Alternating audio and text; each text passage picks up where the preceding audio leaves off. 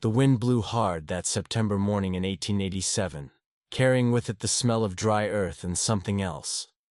Something that made the horses whinny nervously and the dogs hide under their porches.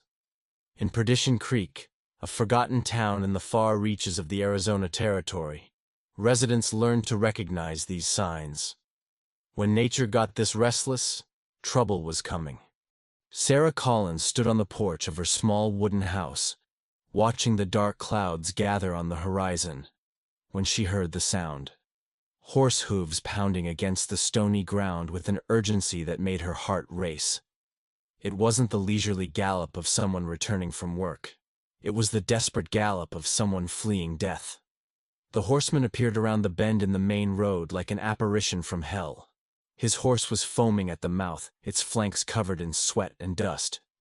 The man in the saddle was hunched forward, one hand pressed against his left side, a red trickle running from it, dripping onto the ground with each stride. Sarah descended the porch steps slowly, her green eyes fixed on the approaching stranger. There was something familiar about him, but she couldn't quite put her finger on it. Maybe it was the way he held the reins, or the way his head lolled to the side. Whatever it was, it sent a shiver down her spine.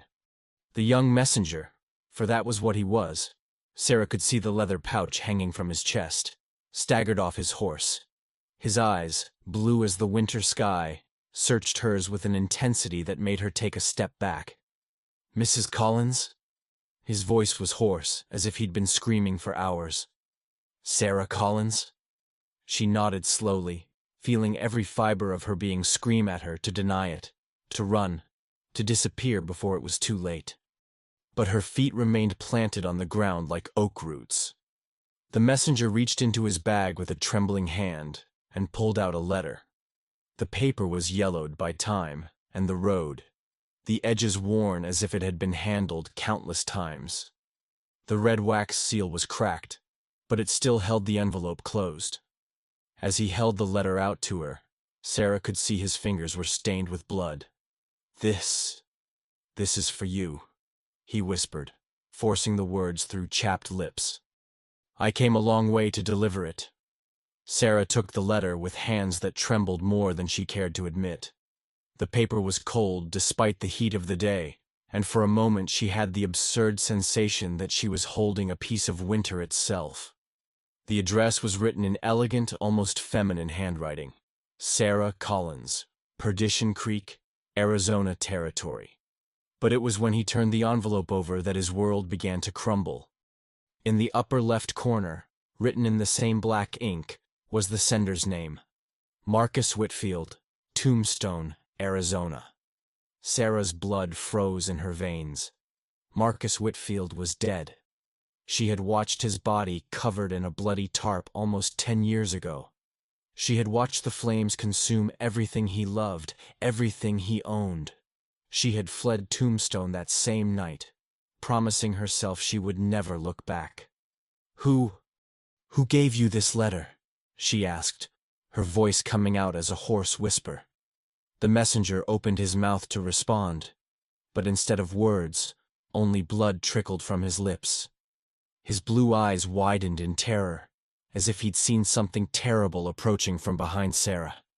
He tried to say something more, but his legs gave out, and he collapsed onto the dusty road. Sarah knelt beside him, but it was too late. The young man was dead, his eyes fixed on the gray sky, taking with him any answer he might have given. His horse snorted nervously and backed away a few paces, as if knowing death had come to stay. With trembling fingers, Sarah broke the seal on the letter. The paper crackled like bones breaking as she unfolded it. The first line made her gasp. "Dear Sarah, I know what you did that night in Tombstone." The world around her began to spin. The houses of Perdition Creek seemed to dance before her eyes, and she had to hold on to the messenger's inert body to keep from fainting. Someone knew. After all these years, someone had discovered the truth about the fire, about the deaths, about their cowardly escape in the darkness of the night. But who? And why now? Why, when I had finally found a peaceful life in this God-forsaken backwater? The words in the letter seemed to dance before her eyes like venomous snakes, each one a death sentence. And there, kneeling in the dust beside a corpse, Sarah Collins understood that her life in Perdition Creek was coming to an end. The wind blew again, stronger this time, ripping the letter from his hands and sending it flying down the road like a paper ghost. But the words were already etched in his mind, burning like a hot iron. The border was about to change forever. If you're enjoying this dark tale of the Old West, please leave a like to support us and subscribe to the Grit and Heart channel so you don't miss the next disturbing revelations in this narrative that goes far beyond what the history books have ever told. Perdition Creek wasn't just a name painted on a faded sign at the town entrance. It was a warning. A dark omen that the first settlers ignored when they settled in this valley, forgotten by time and abandoned by fate. Now, 10 years later, the few remaining inhabitants knew they should have heeded it. The town stretched along a single main street, flanked by wooden buildings that groaned under the weight of the secrets they harbored. On the north side rose the McReady Mansion, an imposing 3-story structure that dominated the landscape like a medieval castle. Its red bricks were the color of dried blood, and the dark windows looked like empty eyes watching every movement in the streets below. Jeremiah McReady had arrived in the valley in 1878 with a caravan of armed men and chests full of gold of dubious origin. In less than 2 years, he controlled all the farmland, the region's only artesian well, and the road connecting Perdition Creek to the outside world. Not through legal contracts or honest negotiations, but through fear. The kind of fear that made strong men lower their eyes when he passed, and women lock their daughters indoors at dusk. At 53, Jeremiah was a tall, thin man like a scarecrow, with gray hair always slicked back, and gray eyes that seemed capable of seeing through the most elaborate lies. His hands, always gloved even in the scorching summer heat, hid scars that told stories of violence best left in the past. He ruled Perdition Creek with an iron fist, but also with cruel intelligence. He knew exactly when to apply pressure and when to offer mercy, keeping the inhabitants in a perpetual state of fearful gratitude. At the south end of Main Street stood the sheriff's office, a low stone building that looked more like a tomb than a law enforcement agency.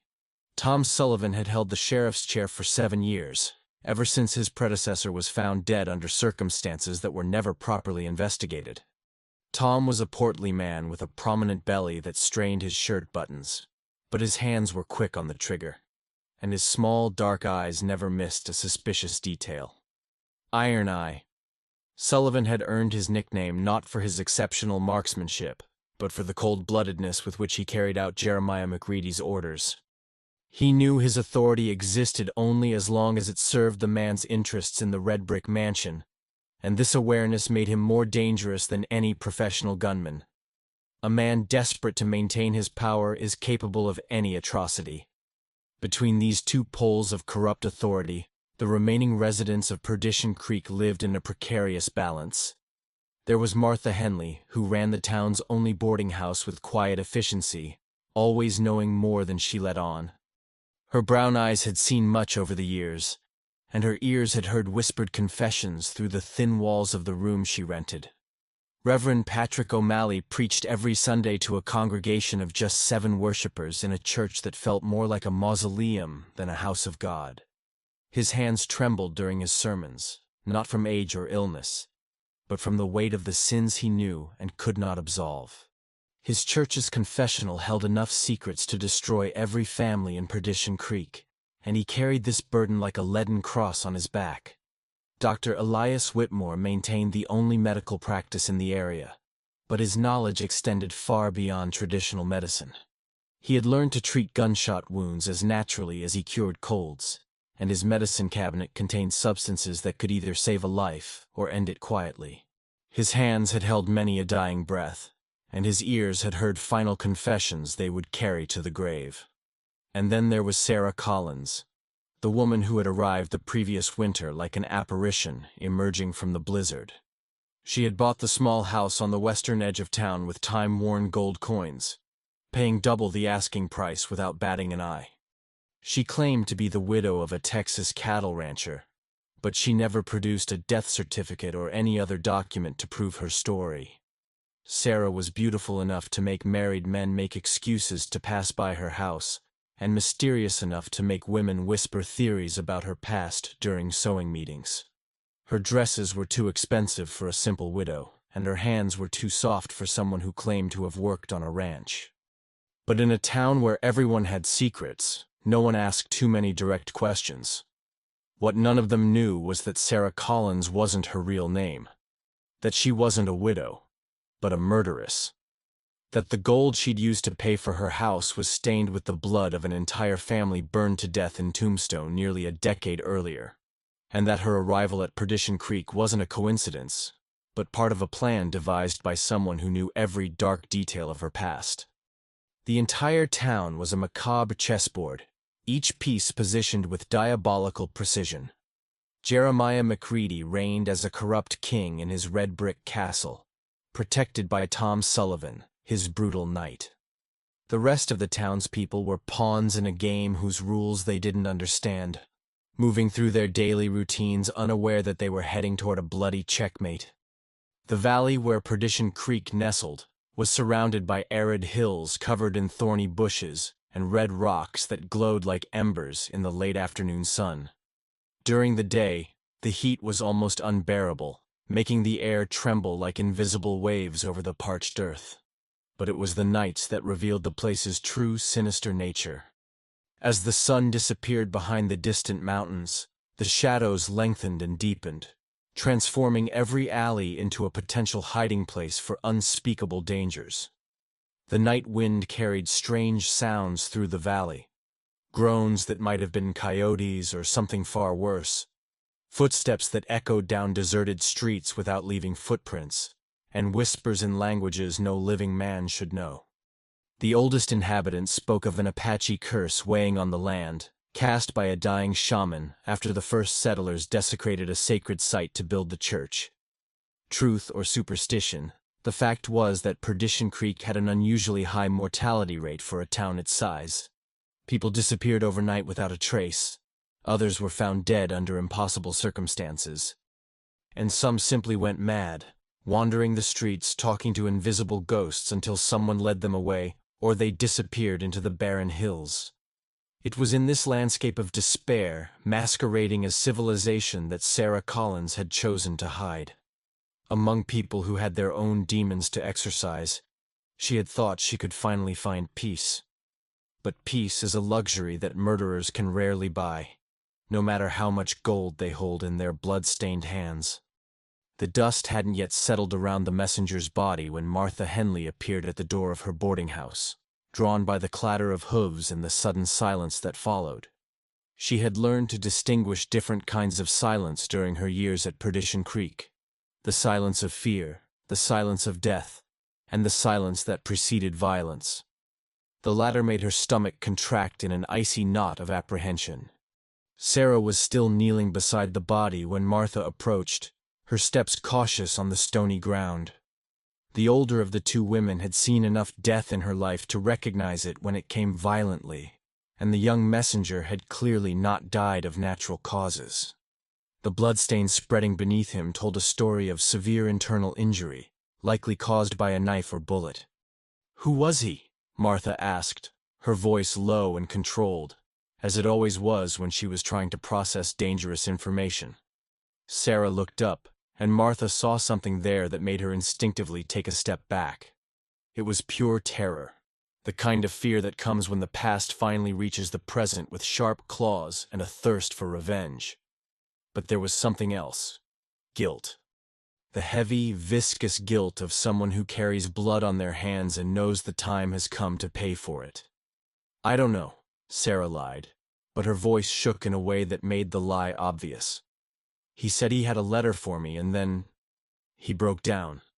Martha stared at the wind-blown scraps of paper scattered across the street. Some fragments had caught on the thorny bushes growing wild between the houses, waving like small white flags of surrender. Others had blown farther away, disappearing toward the hills. But a few larger pieces were still visible, and Martha could make out some of the elegant handwriting covering them. "Important letter, it seems," she commented, walking over to one of the larger fragments. As she bent down to pick it up, Sarah leaped forward with a speed that surprised them both. "No!" Sarah screamed, snatching the paper from Martha's hands with unnecessary force. "Don't touch that!" The overreaction confirmed Martha's suspicions. In a town where secrets were common currency, she had developed a keen instinct for detecting when someone was hiding something truly dangerous. And anything that could make Sarah Collins lose her usual refined ladylike composure was definitely dangerous. The sound of heavy boots approaching made both women turn. Tom Sullivan walked toward them with the deliberate gait of someone accustomed to having his orders obeyed without question. His small dark eyes flicked from the messenger's body to Sarah, then to the fragments of paper scattered on the floor, processing the scene with the efficiency of a predator assessing a hunting situation. "Problems, ladies?" His voice had the falsely polite tone he used when he wanted information, but he was willing to obtain it by force if necessary. Sarah forced a smile that didn't even reach her eyes. "Just a messenger who arrived sick and died, Sheriff. A tragedy, but nothing that—" "Messenger from where?" Tom interrupted, approaching the body. He knelt and began searching the dead man's pockets with practical, impersonal movements. "I don't see a horse." The three people present turned simultaneously, noticing for the first time that the messenger's horse was gone. The animal had been there when the man collapsed, Sarah was certain of it. But now there was not even a hoof print on the hard earth to indicate where it had gone. Tom found a worn leather wallet in the inside pocket of the messenger's coat. Inside were some coins, a piece of dried meat, and a folded piece of paper that made his eyes narrow when he unfolded it.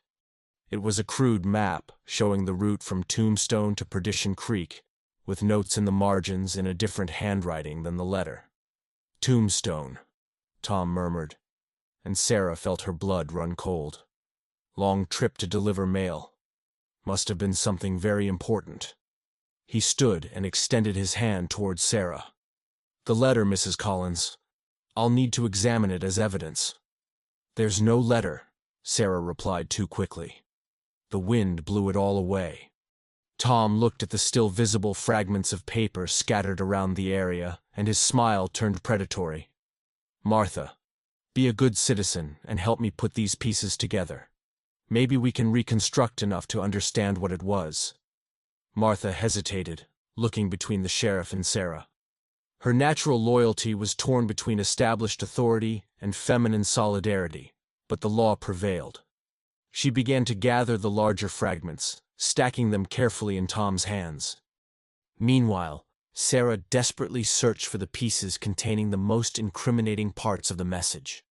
Her heart raced every time she saw Martha or Tom approach a fragment that might reveal information about Tombstone or the fire.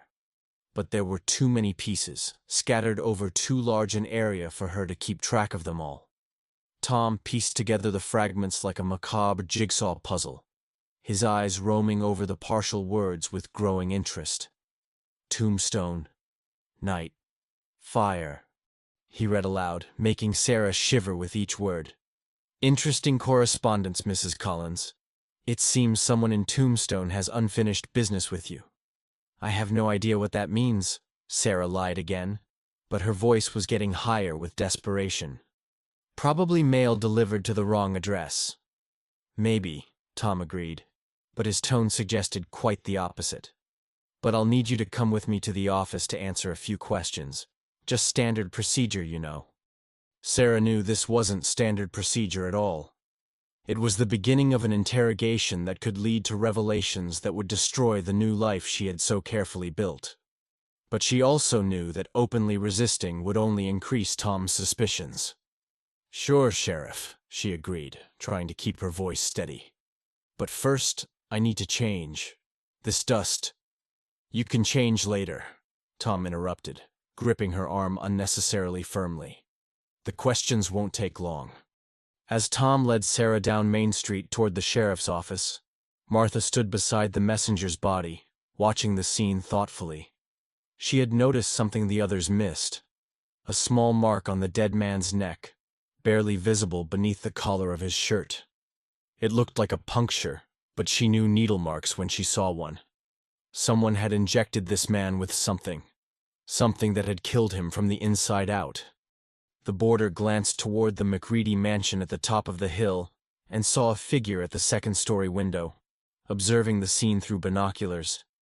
Jeremiah stood, still as a statue, but she could feel his attention focused like a laser beam on the procession heading toward the sheriff's office.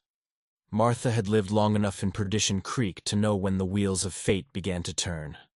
And in that moment, watching Sarah Collins be led away by the sheriff while the town patriarch watched from his ivory tower, she knew the winds of change weren't just meteorological. A far more dangerous storm was brewing on the horizon, a storm made of secrets, revenge, and blood. The messenger's body remained there on the road, his blue eyes fixed on the darkening sky. But now he seemed to be smiling, as if even in death he knew he had accomplished his mission. The letter had reached its recipient, the gears had been set in motion, and nothing would ever be the same again in Perdition Creek. In the hills surrounding town, coyotes began to howl. Or maybe they weren't coyotes at all. In a place like Perdition Creek, it was always hard to be sure. The sheriff's office smelled of stale sweat, cheap tobacco, and something subtler, but far more disturbing, the metallic scent of fear. Sarah sat in the only chair in front of Tom Sullivan's desk, her hands clasped in her lap to hide the trembling she couldn't control. The stone walls seemed to close in on her with each passing minute, and the single, small, dingy window offered a limited view of Main Street, where life continued as usual, oblivious to the drama unfolding in that claustrophobic cubicle. Tom had scattered the fragments of the letter across his desk like pieces of a fiendish puzzle. With meticulous patience, he constantly rearranged them, trying to form complete sentences that might reveal the secrets Sarah desperately wanted to keep buried. Occasionally, he would murmur loose words he could decipher. Revenge, witnesses, children, each one making Sarah's heart skip a beat. "You know, Mrs. Collins," Tom said finally, leaning back in his chair, which creaked under his weight. "In my 7 years as sheriff of this town, I've learned that there are two kinds of people who come to Perdition Creek, those who are running from something, and those who have come to find someone who is running from something. Which category do you fall into?" Sarah forced herself to maintain eye contact, even though every fiber of her being wanted to look away. "I don't fit in either, Sheriff. I'm just a widow looking for a quiet place to start over." "Widowed of what? What did your husband die of? When? Where is he buried?" The questions came like gunshots, quick and precise, designed to catch liars off guard. Sarah had rehearsed this story hundreds of times during the long drive to Perdition Creek. But under the pressure of questioning, the details seemed to slip from her mind like sand through her fingers.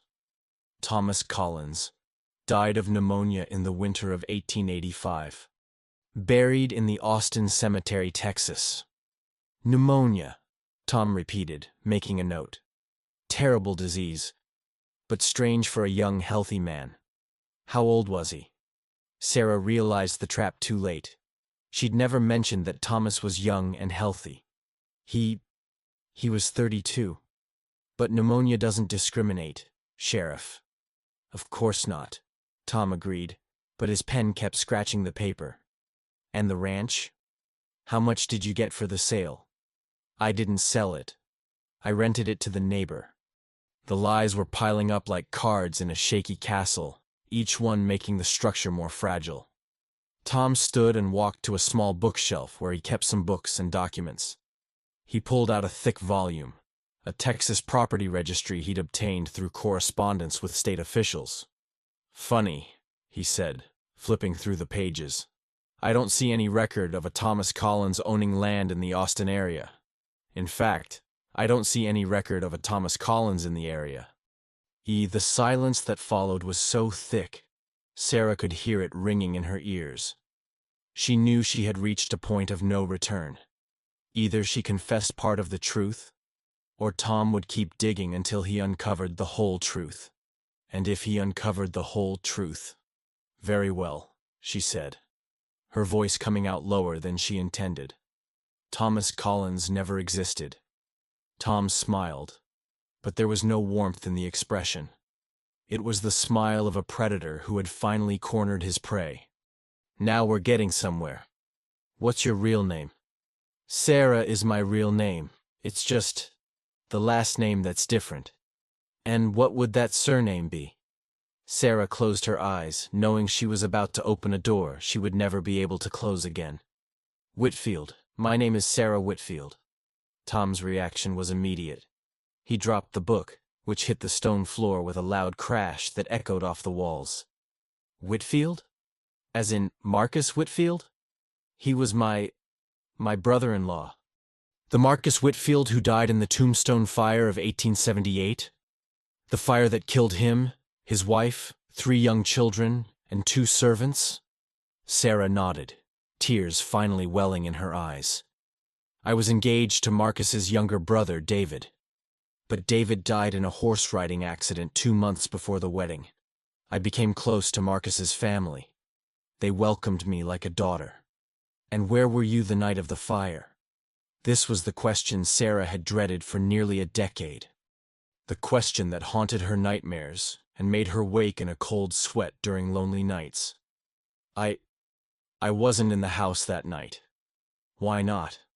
Sarah swallowed, knowing that every word she said from that moment on could be used against her. "Because I had a fight with Marcus that afternoon. A big fight about family business." "What kind of business?" "Marcus was involved in smuggling weapons to renegade Apache groups. He thought I didn't know, but I had. I confronted him and told him I would tell the authorities if he didn't stop. He became furious, saying I wasn't real family and that I had no right to interfere. I stormed out of the house and went into town to spend the night at the boarding house." Tom leaned forward, his eyes shining with renewed interest. "And when did you come back?" "The next morning. There was smoke on the horizon. When I arrived, the entire house had burned to the ground. The bodies were found in the ruins. Marcus, Elena, the children, all dead." "And what did you do then?" Sarah hesitated before answering, knowing her next words might condemn her. "I ran away. I took what I had from the boarding house and headed west. I couldn't stay. I couldn't answer questions. Everyone would suspect me." "Why would they be suspicious?" "Because I was the only one who knew about gun running. Because I fought with him. Because I wasn't in the house when the fire started. And because—" She stopped, realizing she was about to reveal more than she should. "Because what, Sarah?" "Because I had taken a considerable amount of money from Marcus's safe before leaving the house that afternoon. Money he had hidden from the smuggling profits. I told myself it was to force him to stop the illegal business. But in truth," she began to cry openly. "In truth, I was furious and wanted to hurt him financially." Tom leaned back in his chair, processing the information. The story had holes, inconsistencies that his trained instincts easily detected. But there were enough elements of truth to make it plausible. And more importantly, it explained why someone from Tombstone would be sending threatening letters to Sarah Collins in Perdition Creek. "So, someone found out you're alive and where you're living," he said. "Someone who knows more about the fire than you've told them." Sarah nodded miserably. "The letter said they knew what I did that night. But I didn't do anything but steal the money. I swear to God, Sheriff, I didn't kill anyone." Tom studied her face for a long moment. There was genuine despair there, but also something more. A deep guilt that went beyond simply stealing money. He'd interviewed enough killers to recognize the specific weight of homicidal guilt, and Sarah carried that weight like a stone on her chest. "Who else knew about your fight with Marcus that day?" "Nobody. I mean, maybe the employees heard us. We were screaming. But they died in the fire, too." "All?" Sarah frowned, thinking. There was a boy from the stable who didn't live in the house. Miguel. He was about 15. I don't know what happened to him after the fire. Tom made another note. Does Miguel have a last name? Guerrera, I think. Son of one of the washerwomen. The sheriff closed his notebook and stood. I'll need you to remain in town until I investigate your story, Mrs. Whitfield.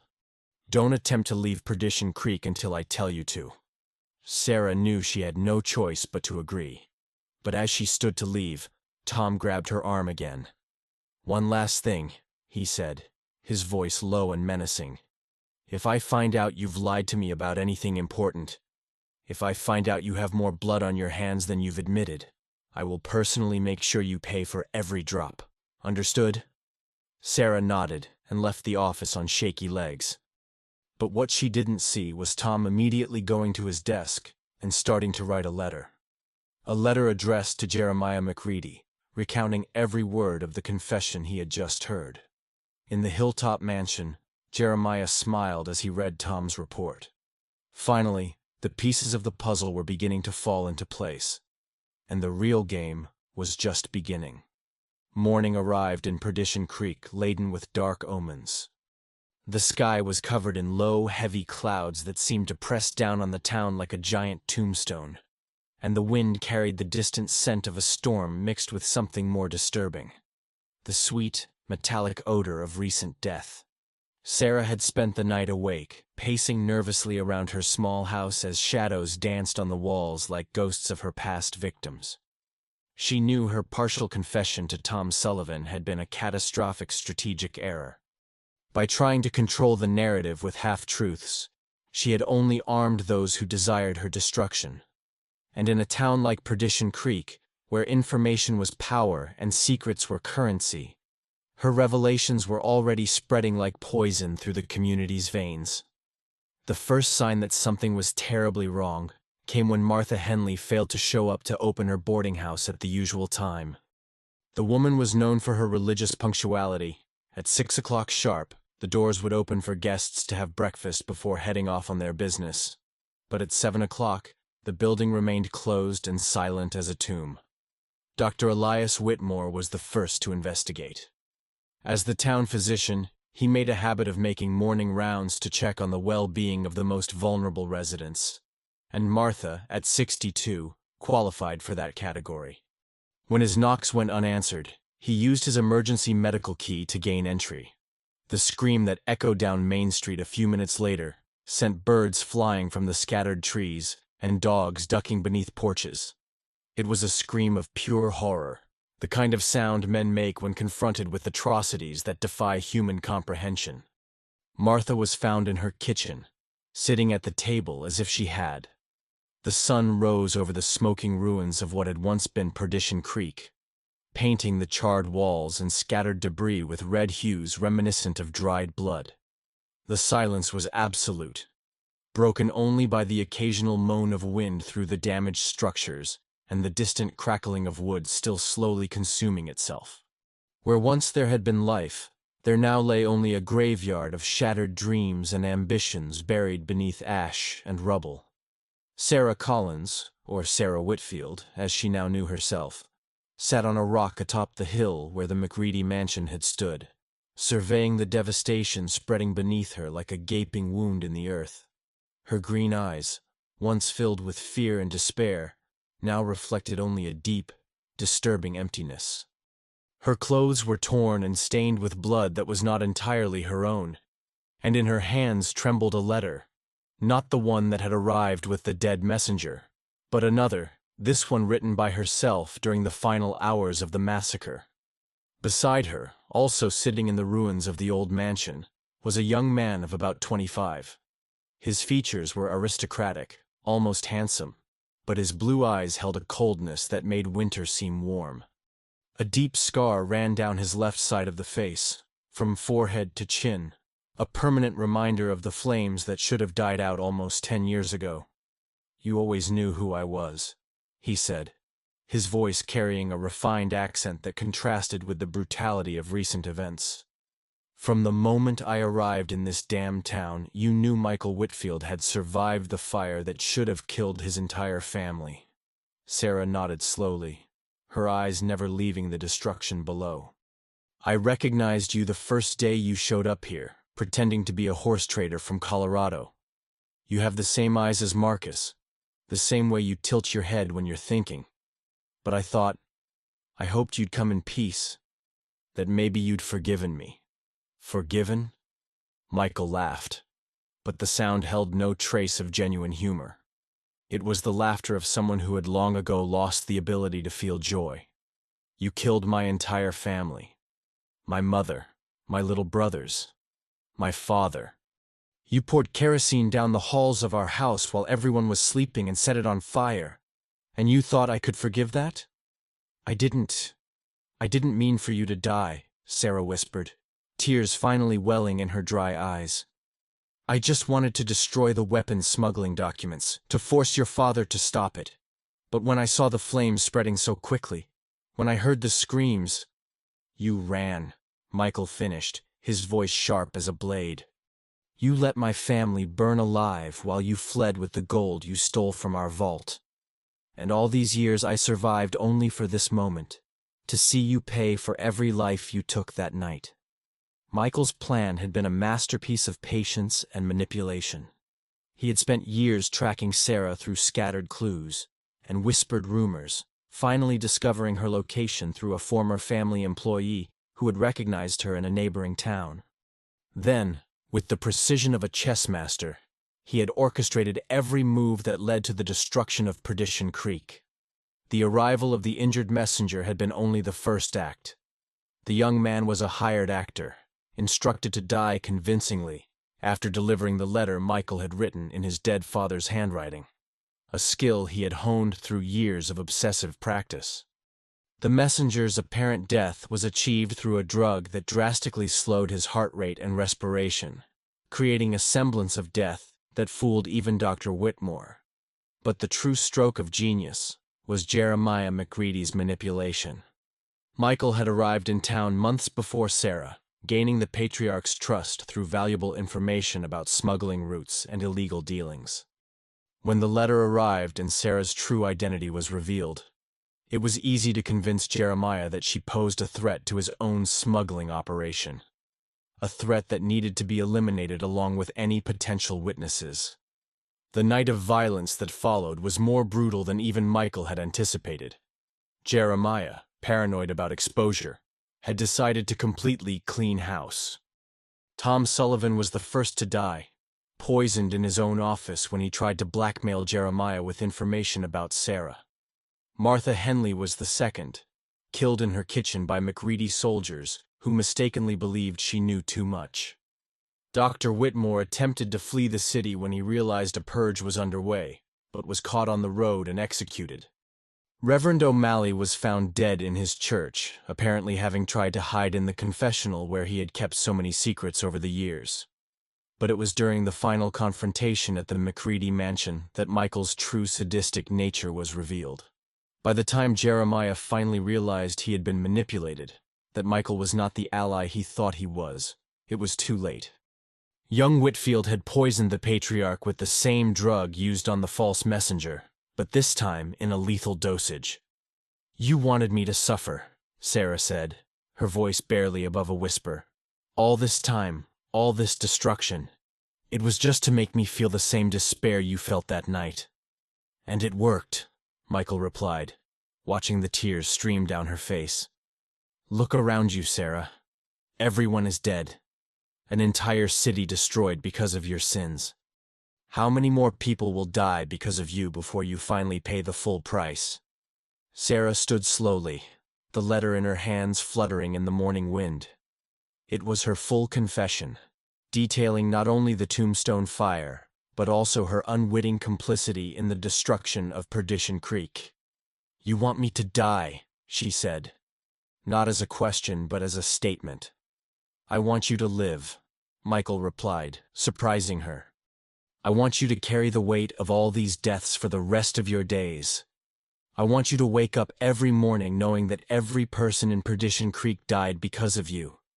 Death would be too much mercy for someone like you. Sarah looked at the letter in her hands, then at the ruins below, finally understanding the true nature of Michael's revenge. He didn't just want to kill her. He wanted to condemn her to an existence of eternal torment, carrying the guilt of atrocities that had multiplied beyond all proportion to his original crimes. "But there's a problem with your plan," Sarah said, a sad smile appearing on her face for the first time in days. "You assume I want to keep living." Before Michael could react, Sarah had already walked to the edge of the cliff where the mansion had been built. The strong wind blew her hair around her face as she looked down at the sharp rocks jutting out from the base of the hill. "Sarah, no!" Michael screamed, leaping forward, but she had already turned to face him one last time. "Now we are both orphans," she said, and threw herself into the abyss. Michael reached the edge in time to see her body shatter on the rocks below. For a long moment, he stood there, watching the blood spread between the stones, trying to process the fact that his revenge had ended so abruptly and unsatisfyingly. When he finally pulled away from the ledge, the sun was already high in the sky, bathing the ruins of Perdition Creek in a golden light that seemed mockingly peaceful after all the violence. Michael walked back to his horse, knowing he would soon need to leave the site before authorities from neighboring towns came to investigate the smoke. But as he rode away, he carried with him the disturbing realization that revenge had not brought the peace he had sought for so many years. The flames of rage that had sustained him were extinguished, but they had not been replaced by satisfaction or closure, only by a cold emptiness that was perhaps worse than the hatred that had consumed him. Today, more than 130 years later, the ruins of Perdition Creek can still be found by those brave or foolish enough to search. Old maps show their approximate location, but few venture there. Locals tell stories of voices echoing through the valley on windless nights, of a woman in a white dress walking among the rubble, seeking forgiveness that will never come.